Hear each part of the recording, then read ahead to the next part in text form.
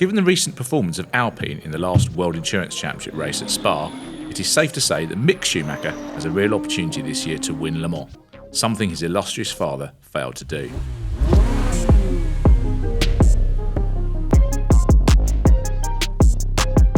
Schumacher Sr. always emphasised how crucial racing in sports cars was for his remarkable success in Formula 1, and he starred on his one outing in the French Endurance Classic.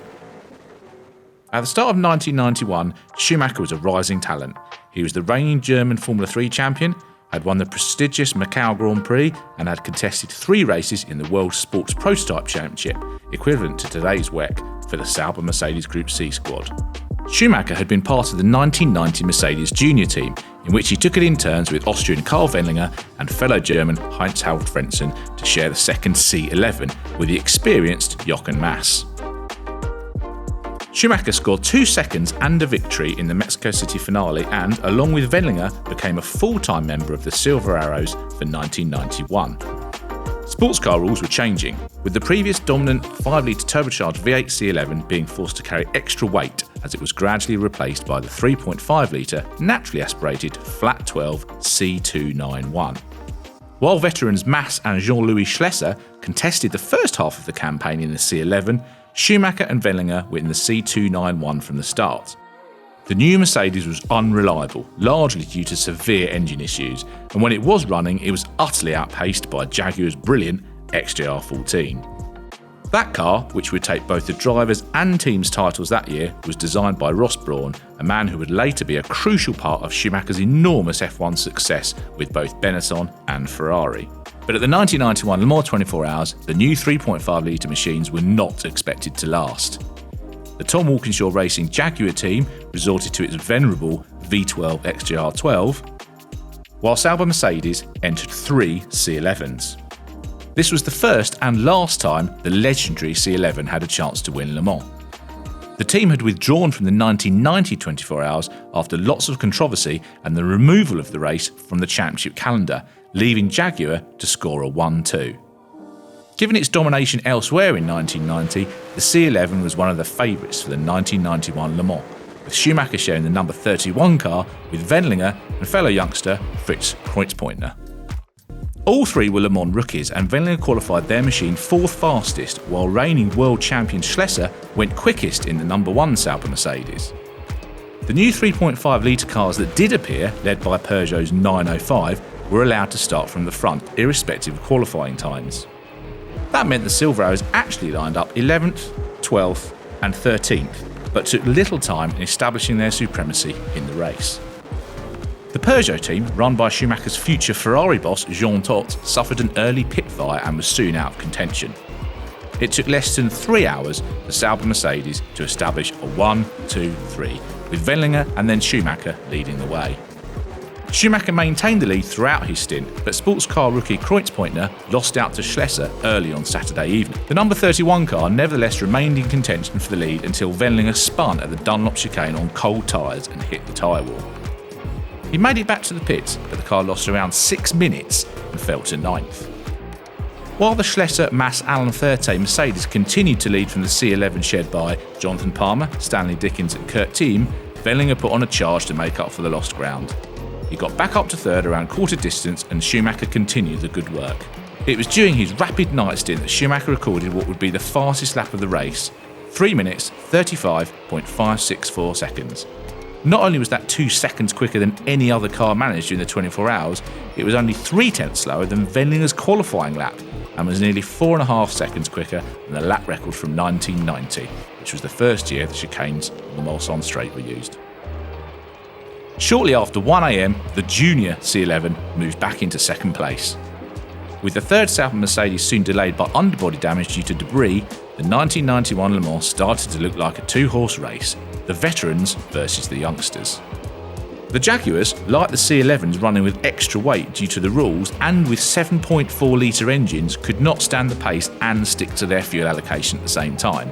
Instead, the biggest threat to Mercedes seemed to be the rotary-engined Mazda 787B of Johnny Herbert, Volker Wieler and Bertrand Gachot, which was having a surprisingly strong run, helped by being allowed to run 170 kilos lighter than its rivals. At half distance though, it was 3 laps down on the leading C11. Schumacher's Sauber lost the race during the 13th hour, Wendlinger coming into the pits with a gearbox problem that cost more than half an hour. When the recovering number 32 car retired with an engine problem, it was thought to be the result of the earlier damage, and Mercedes was down to just one crew in contention. The lead car did start overheating, but such was its advantage that the drivers were able to back off and were still 3 laps ahead after 18 hours. Schumacher's car got back up to 5th and was among the Jaguars after yet another recovery drive, but was then hit by overheating issues.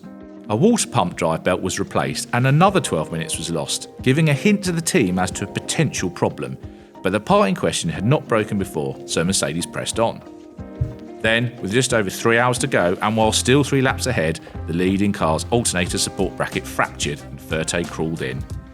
The same pulley drove the alternator and the water pump, so the C11 was retired with a cooked engine.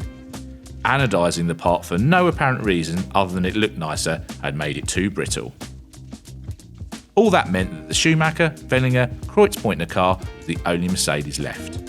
A combination of overheating and the gap to the Mercedes and trio of reliable Jaguars meant 5th was the best they could do, but their pace had not been in question.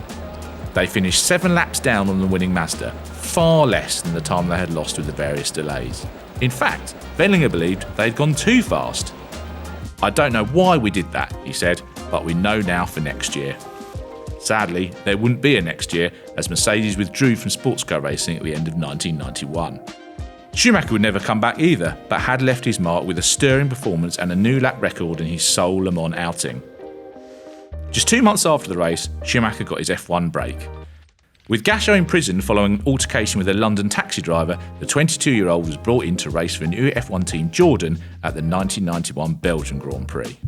Despite not having raced at Spa before, he famously started 7th and did enough to trigger a battle for his services between Jordan and Benetton, despite the fact that his car's clutch failed on the opening lap. Autosport's Grand Prix editor Nigel Roebuck said that the rookie had driven the Jordan 191 at a rate it had not encountered before.